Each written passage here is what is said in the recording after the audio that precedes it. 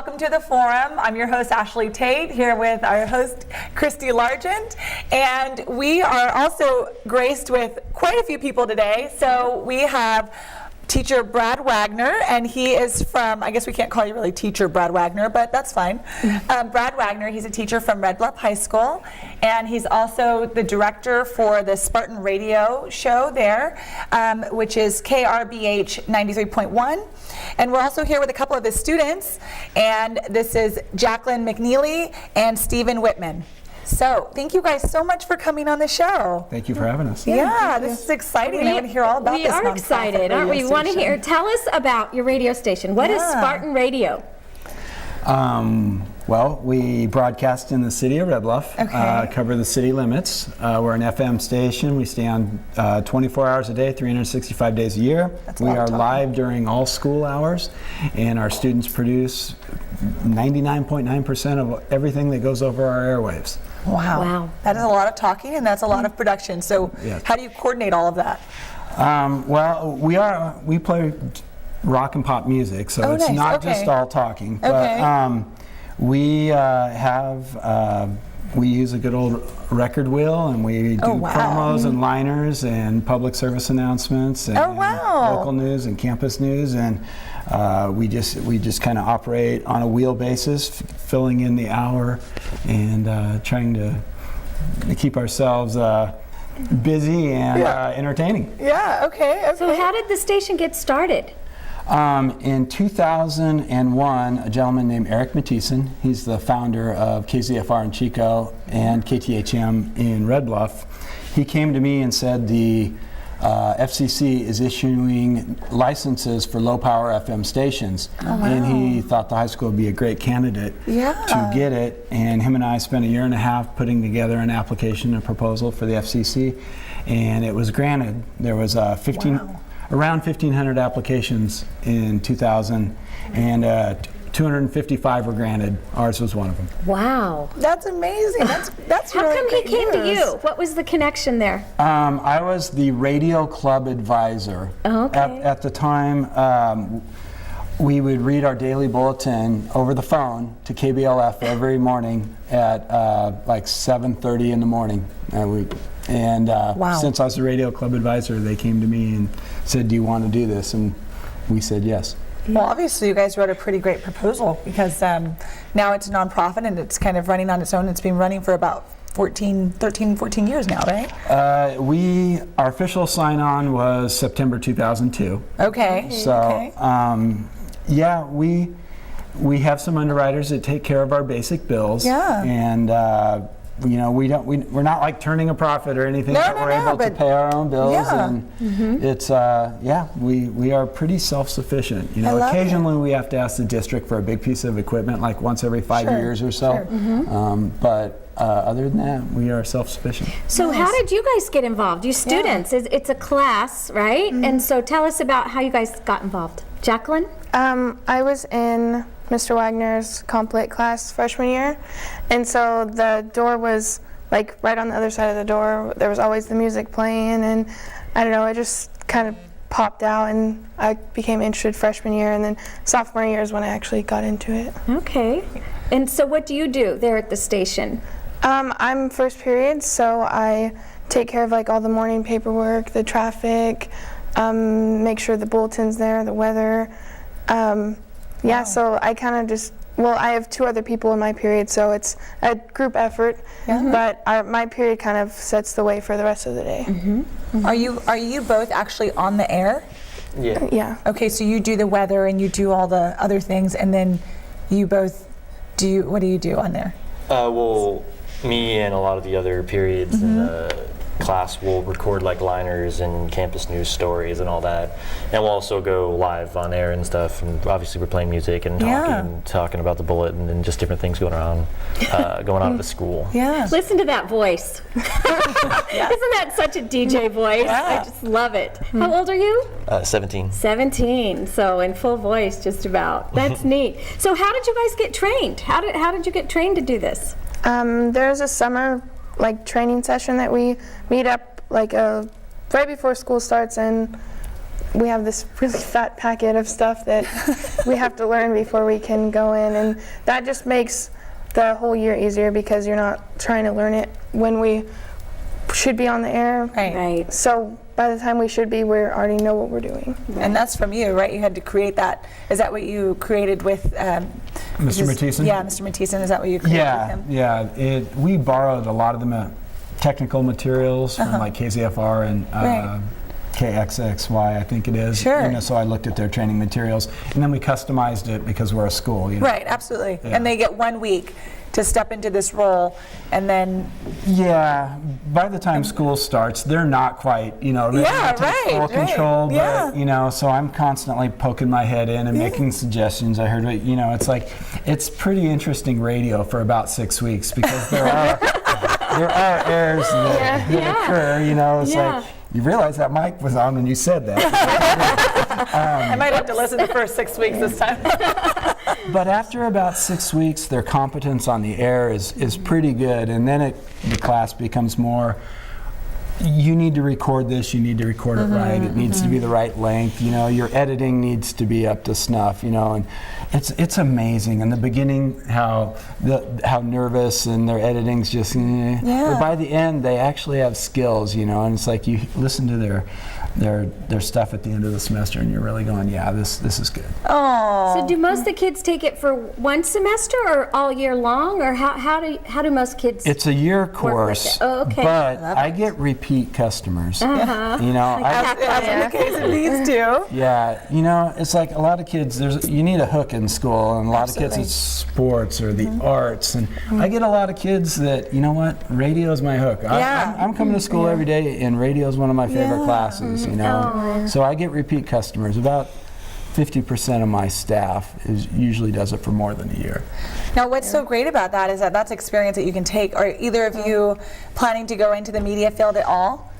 Not really. I think it's more of just a hobby for me. I Yeah. mean, I take the stuff that I learn and it's very useful, and just like random things that just pop up in my life, the things that I've learned help me. Yeah. But I don't really think I'll ever find like a profession in it. Okay, It's just kind yeah, of, absolutely. But you were able to dabble in it a little yeah. bit. And then, I don't know. It's definitely a possibility. I love it. If I could, I'd definitely do it. Yeah. Like, I don't see a problem with it. And you have a great voice. You called it the $1 million voice, apparently. And it does sound pretty good. So what's your favorite part about being on the radio station? Probably doing skits with friends, comedy skits, or campus news stories, anything that you're doing with another person that you can kind of just come together, put a bunch of information or ideas together, and make it a full product, or I guess not product, but No, cool it thing to is a listen to. product. Yeah, it absolutely actually. is a Yeah, product. sure. Yeah. So No, it's- what about comedy skits? Where did that come from? It kind of just like, we have so many things that are like campus news, like things that are about the school, and then the comedy skits are a way for us to have like more fun with it. I don't know. like getting more people involved, Yeah. right? And letting them know about the station and kind of seeing how it all comes Yeah. together. You guys created this skit, it goes on the station. It's actually, they don't know this until now, but it's a way to incorporate writing into the curriculum. Oh, wow. That's the comedy skits. They're an exercise in writing, because a lot of the things they do are very technical, right? You're just reporting the facts, but this is supposed to be a form of creative writing. I like that. It's a very creative way to bring that in. And you enjoyed it the whole time, right? So how much control do you guys have over the music that you play? Pretty much full. I mean, we follow, there's like a time wheel. Obviously, we follow like beginning of the hour, I think it's 60, or no, it's current music, and then bottom, or halfway through, it'll be 60s, and then it works its way back up again. Oh, wow. See? Yeah. So there's a whole process in how you actually play the music on the radio, too. And there's, we have our music library, so obviously there's certain songs that we can't play, but Sure. at least we have, what we have there, we can play most of it. Yeah, at random, at will, essentially, for you guys. Okay. So where do you see it going at this point? I'd like to maybe get a little bit better computer presence, I guess, web presence. We've done some live events. Yeah. A few. I'd like to do some more live events. They're kind of a whole new creature, though. It's like It is. It is. But I bet they would have a ton of fun. Yeah, you know, We've done the freshman football games a couple times when I was a sophomore. We tested those a little bit. And how did that go? Well, I stayed in the radio room making sure everything was actually working, whereas there was a few people up in the booth actually saying, like, announcing the game. Right. Yeah. So it worked out pretty well as far as I thought. I didn't actually announce it, but I was behind the screen, I guess. Yeah, behind the Well, scenes. and you think about all the skills that you guys are learning, and as a teacher, you know the outcomes you're wanting as far as strengthening their communication skills and creative writing and problem solving and putting together complete packages, if you will, of products, and they can take those skills anywhere in life. And to any job. Into any job, into any, It's really In my interviews for like the jobs that I've acquired, my interviews, I feel like they go so much smoother now that I've I'm more comfortable speaking. Sure. Then I don't know. That's What a great way to learn public speaking too. Yeah. I mean, just you know, without having to be in front of people, but still getting those same skills. I think you've done an amazing job putting that program together, and it shows that you have you put a lot of thought into the process and what you want them to get out of it, which makes it really nice. I wish we had something like that up here.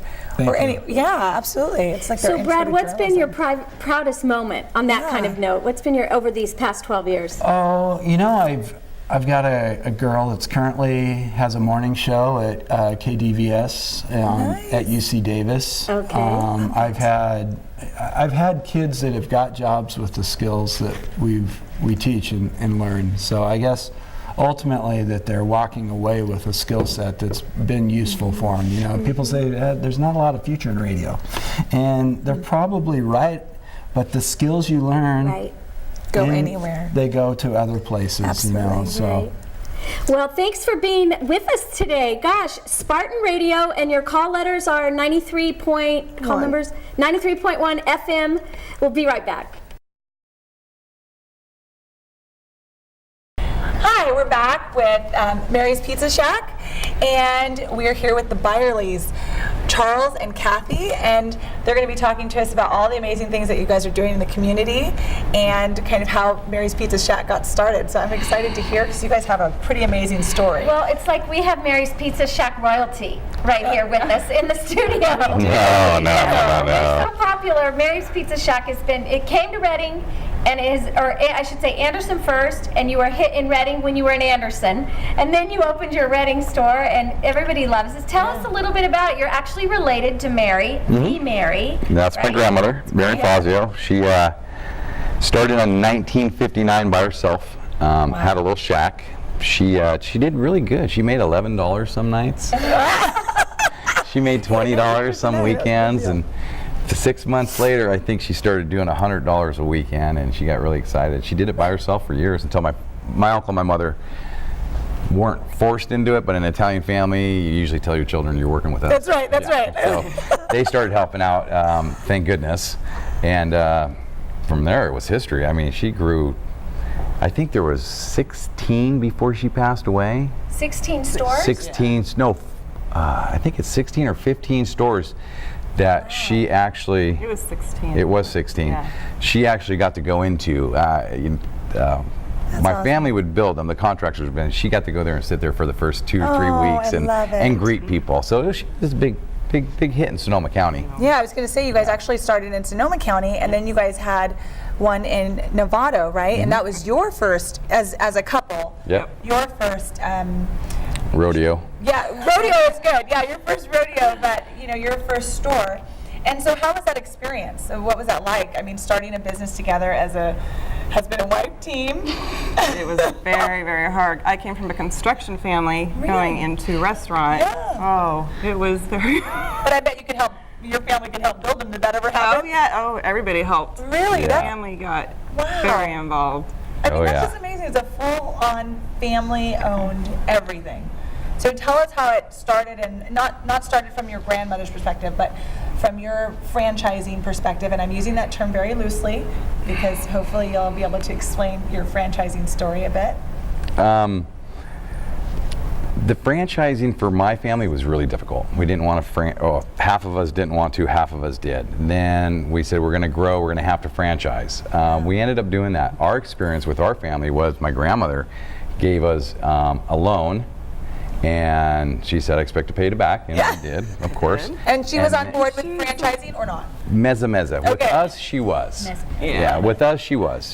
She was fine with us, but it got to the point it was really stressful when we did a few franchises. It ended up, we don't know if they had the passion, but they didn't know what they were up against. Right. We're not an easy restaurant to do. No. Everything's scratch. Everything's scratch. I have to stop you on that. Christy. Everything. Yeah. That's huge. Yeah, well, You're it's not a lot going more and- work. Yeah.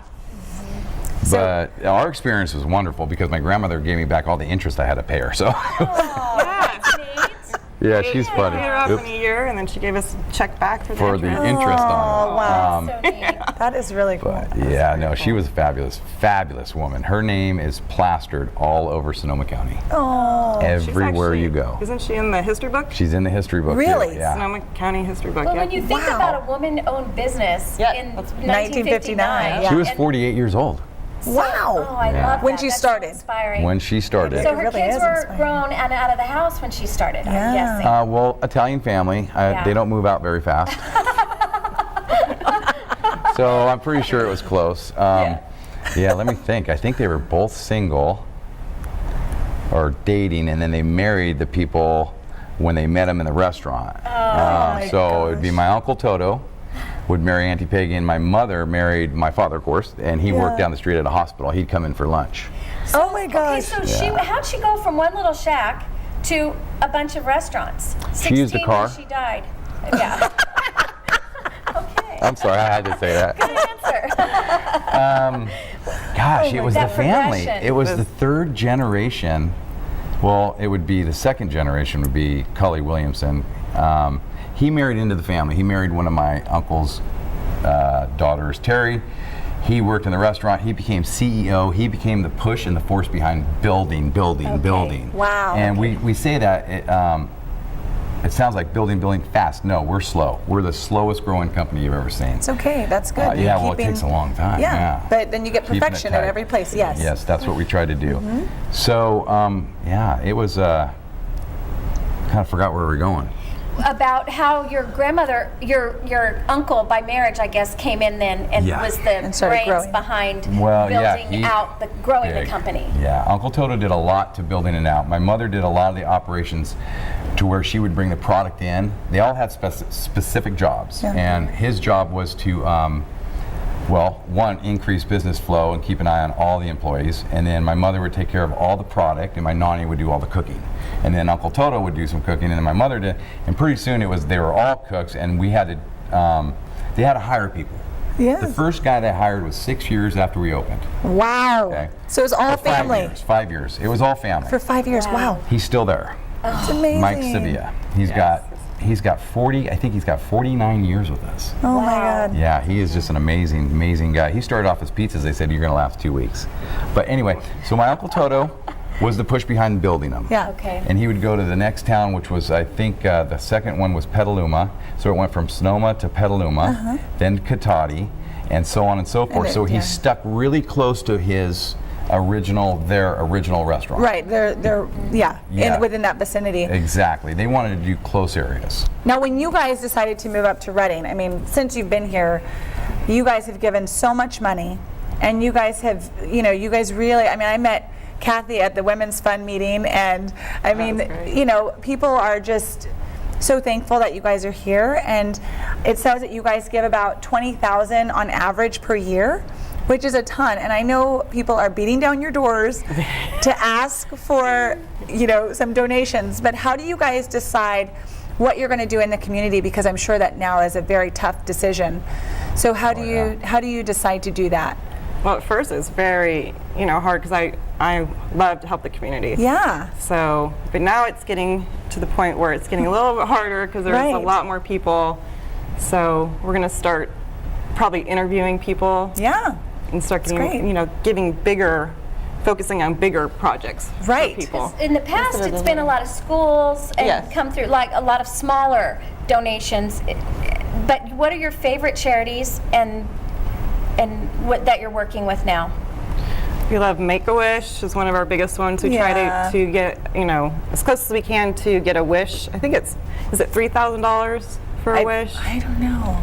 I think so, actually. You might be right. Yeah. Somewhere around there. So we try to do that every year. That's one of our goals. And then once they place, of course, we always help them. Yeah. You guys are always involved with them, and that is huge. So you're in the process of streamlining the way that you do your donations, because you have been so generous over the years. You're like, well, let's focus in on how we can be most effective. Yeah, right now it's, how would you say, a lot of, let's say a lot of little pennies going out. Right. We would rather try to get it more to more substantial, so that you can Like- actually see something coming from that. So instead of Yes, maybe like yes. $2,000 donations, you're looking at more 10,000 or something that you can see the we benefit. like to do the big fundraisers. Those are great, but we never forget that we've helped schools since 1965. Yeah. Is when my grandmother got involved with that, Okay, and we've wow. helped the elementary schools all the way up to high school. We've done that so much that's locked in our system. So it's not like we just do away with this and that. No. Right. We focus on what our core beliefs were from my grandmother. Exactly, And we got a little carried away No, it's great. I mean, in our it shows. We did. our community. But Your exuberance for doing good. Yeah. Okay, I want to ask you about this family-owned business. Okay. What are some of the ups and downs of that? And for people who are thinking, gosh, I'd love to do business with my family, what advice would you give them? How, that's Kathy, the owner of Chick-fil-A, and his family have been running that business for years, and they actually talk a lot about the importance of preparing the family, right, for a family-owned business. And how do you do that? And how do you maintain your sanity? And how do you still love each other? One word. From doing that. One word, therapy.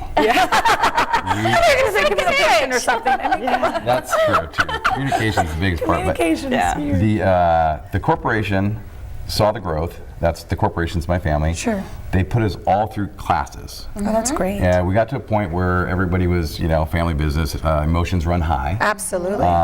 Picking on everybody. Everybody got picked on by everybody. So we had this great 28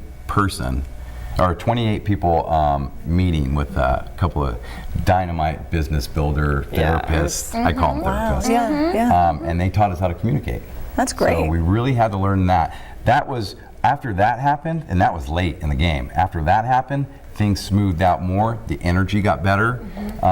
We can tell each other what we really thought instead of just shoving it underneath the rug.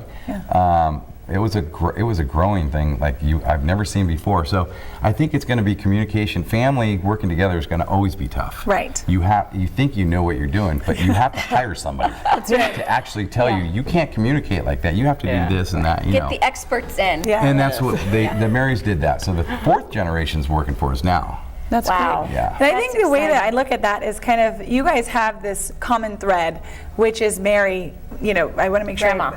Grandma. Yep. Fazio, I want to make sure I didn't get her name wrong. But you have that common thread running through you.